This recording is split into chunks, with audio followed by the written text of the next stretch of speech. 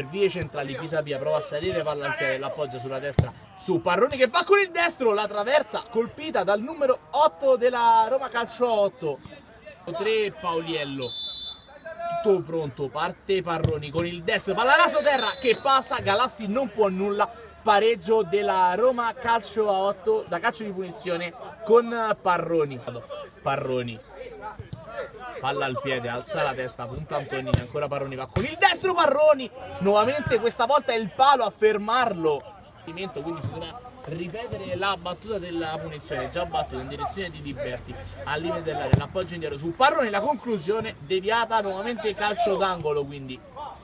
Pisapia la gioca su Parroni, sale palla al piede il numero 8, regista importantissimo della Roma Calcio a 8, in Astic, ma il recupero dalla ottima entrata di Bilancini e poi va in avanti su Parroni, prova una conclusione che si spinge alta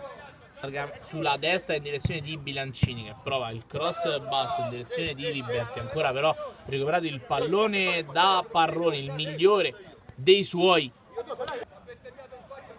ancora prova Parroni, indelicato la conclusione, nuovamente Galassi con sfera che torna su indelicato, però la colpita di mano, ma grandissima parata nuovamente di Galassi.